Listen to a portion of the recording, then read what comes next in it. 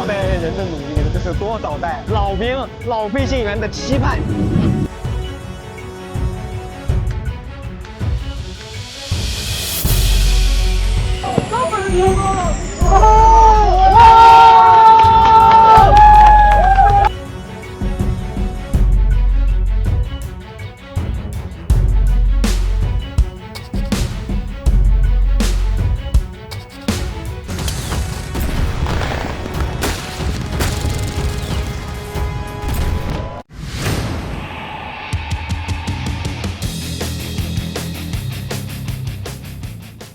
여러분 안녕하십니까? 믿고 보는 밀리터리 지식 채널 슈퍼소닉 TV에 오신 걸 환영합니다. 오늘도 김대영 군사평론가님 나오셨습니다.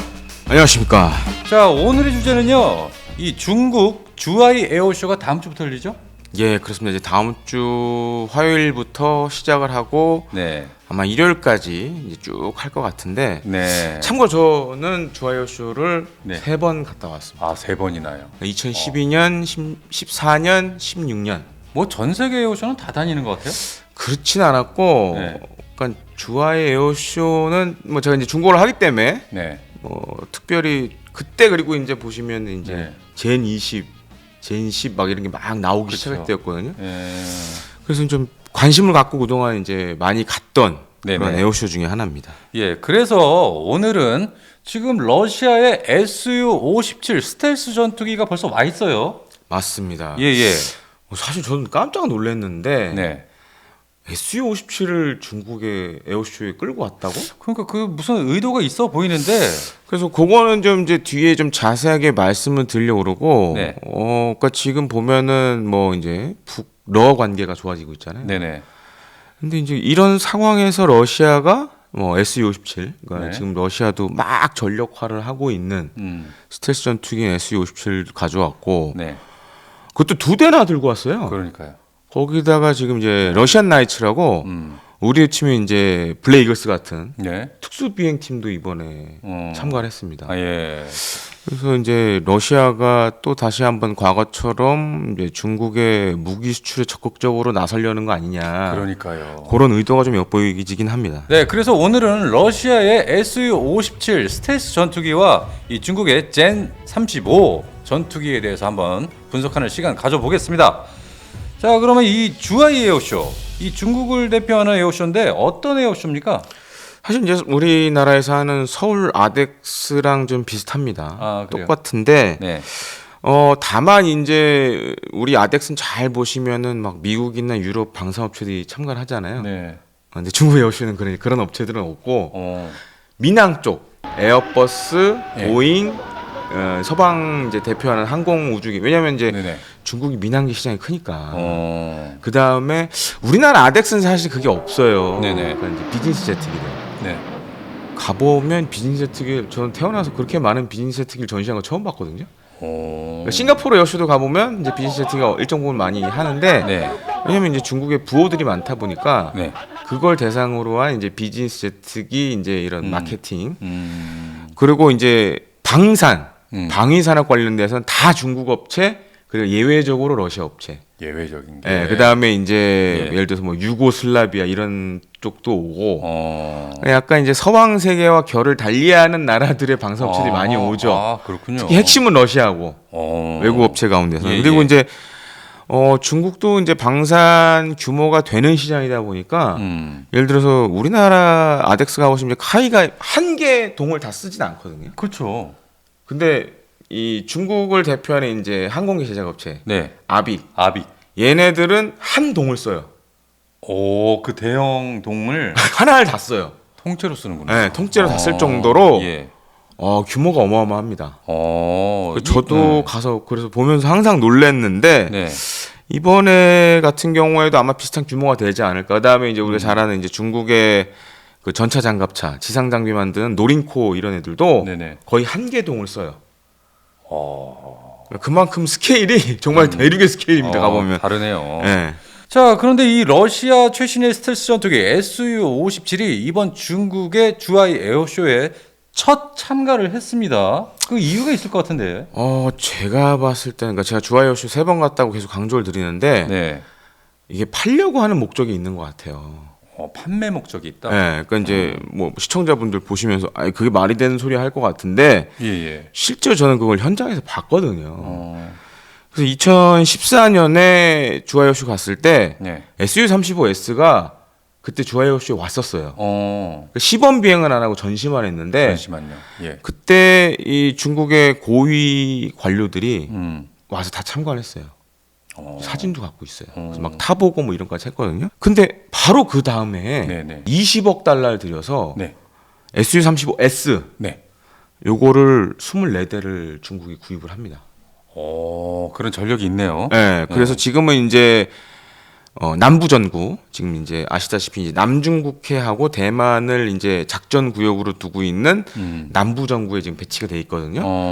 그래서 보통 이제 남중국해 관련된 그런 비행 활동 이런 것들을 많이 하고 있고 참고 말씀드리면 S-35S는 사실 지금 이제 러시아 군의 어떻게 보면은 최신의 전투기 가운데 하나로 꼽힙니다. 그래서 전자 주사 배열 네. 레이더를 달고 있고 그다음에 이제 러시아에서는 보통 이제 4세대 뭐 플러스 뭐 이렇게 얘기를 하는데 한 4.5세대급으로 보시면 되고 여기에 더해서 지금 경쟁 기종 그럼 뭐냐 네네. 얘기하시면 이제 F-15E 이상 되는 것들.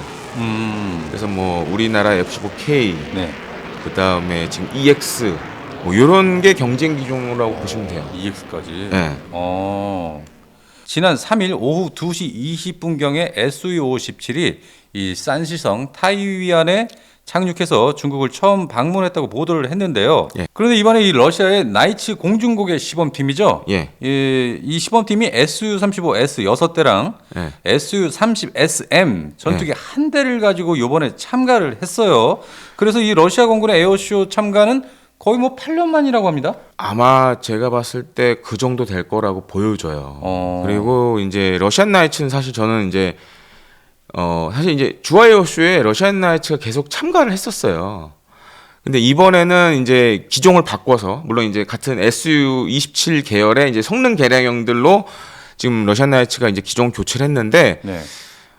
이제 이 러시안 나이츠가 온다라는 것도 어떻게 보면 이제 중러 관계가 우리가 생각하는 것보단 나쁘지 않다. 그리고 또 한 가지로는 이제 무기 세일즈 목적이 있는 거 아니냐 이렇게 볼 수 있고 참고 러시안 나이츠는 사실 제가 본 이제 여러 나라의 특수 비행팀이 있습니다.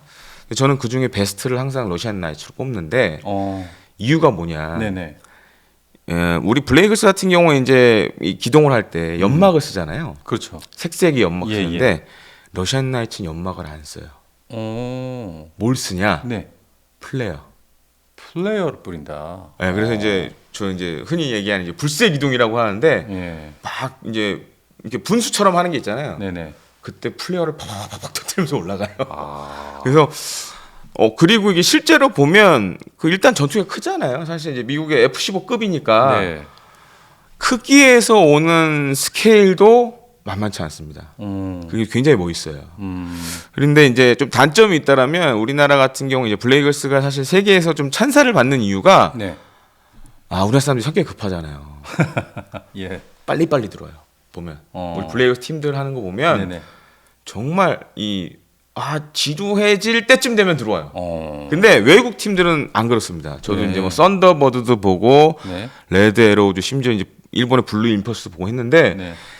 그러니까 이제 쇼를 보여줄 때 다시 들어와야 되잖아요. 이 시간이 엄청 오래 걸려요, 걔네들은. 근데 우리나라는 이제 공역이 작다 보니까 네네. 블레이글스가 작은 공역에서 굉장히 빨리빨리 보여줘요.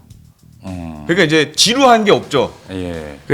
그런 측면 그리고 이제 워낙 뛰어난 조종술을 자랑하고 계시기 때문에 네.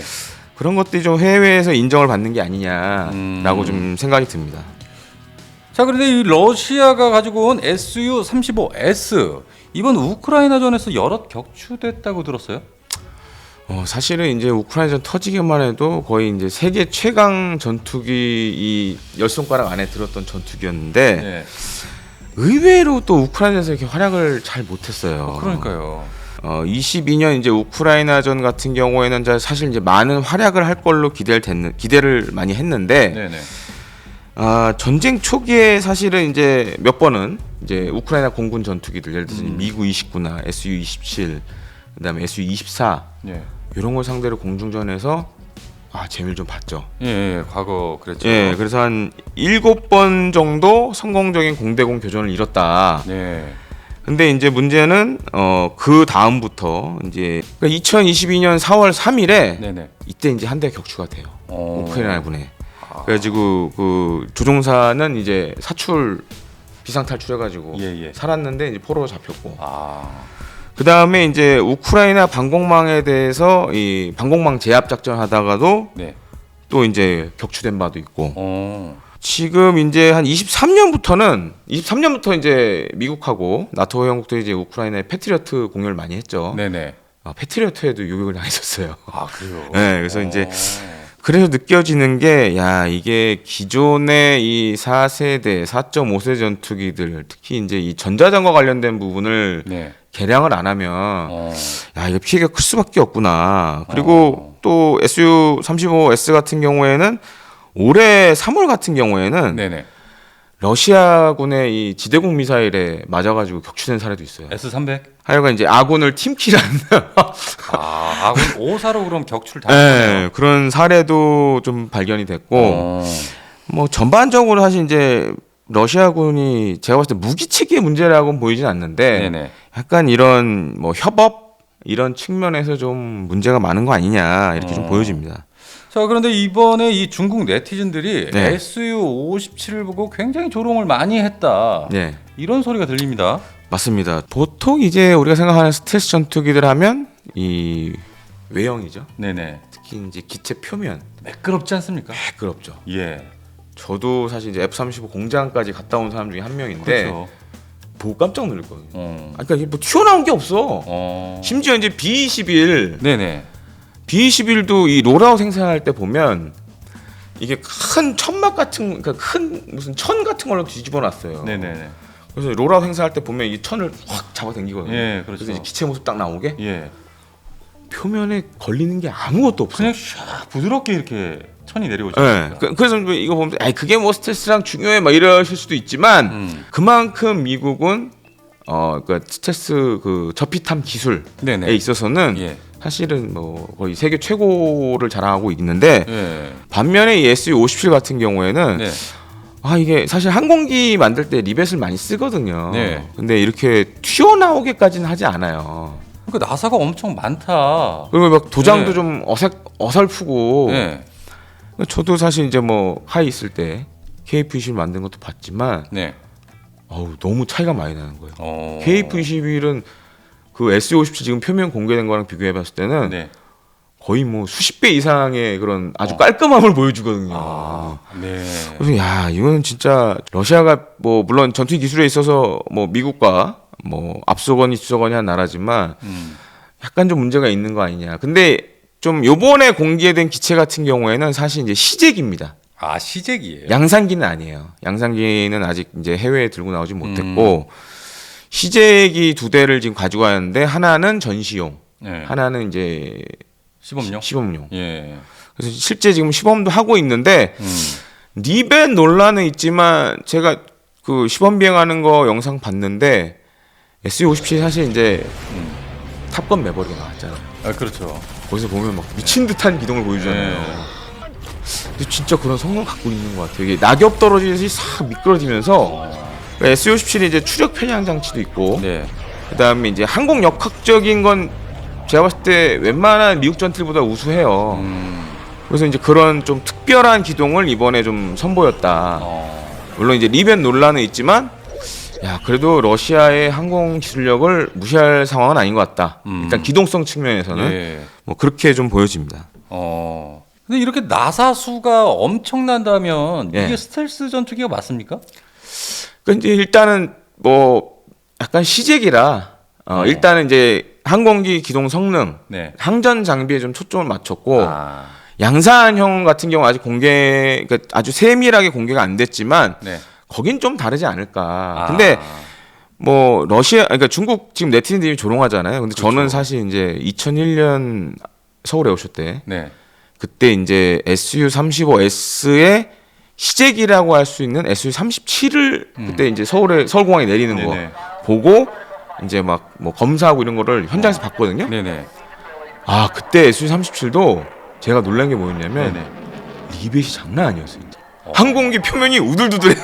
아, 나사가 그렇게 많아요? 그렇게 많았어요. 그래서 저는 사실 그때 봤기 때문에 그렇게 놀라지는 않는데, 네. 하지만 이제 처음 보는 중국 사람들은 이제 좀 저게 뭐야 이럴 수 있죠. 그리고 이제 중국은 또 예. 자기들이 이제 젠 20 스텔스 전투기 갖고 있다. 나름 자부심이 있지 않습니까? 자부심 있고 예. 저도 이제 젠 20이 처음 대중에 공개됐던 게 예. 2016년 주하에 오셨어요. 제가 그때 현장에 있었거든요. 네네. 현장 난리도 아니었습니다 그때. 근데 사실 저도 그때 그런 느낌이 들었죠. 왜냐 그때도 이제 우리 한참 이제 KF-X, KF-21 막 하냐 마냐 막 이런 얘기 있었고 좀 진행이 돼가는 상황이었는데 아 우리가 만든 전투기가 나오면 저럴 수 있겠구나. 그러니까 사실 지금 이제 많은 구독자분들이나 시청자분들이 네. KF-21에 많은 기대를 걸고 있듯이 그렇죠. 당시 중국의 그런 항공기 매니아들도 네. 젠 20 나오니까 아 정말 난리도 아니었어요. 그 정도였는데 네. 뭐 그런 이제 자부심이 있다 보니까 이제 젠 20은 상대적으로 네. 항공기 표면이 SU-50 같지가 않거든요 지금. 사실 이제 중국이 미국의 스텔스 기술을 많이 뺏겨오고 훔쳐오고 해서 거의 보면 F-35랑 비슷해요. 그래서 이제 그런 측면에서 아마 이제 중국 네티즌들이나 뭐 사람들이 좀 논란을 좀 일으키는 거 아니냐 이렇게 좀 보여집니다. 예, 자 그러면서 이 중국 역시 차세대 스텔스기 J-35A를 공개를 했습니다. 저도 이거 보면서 야 이제 드디어 올 게 왔구나. 네.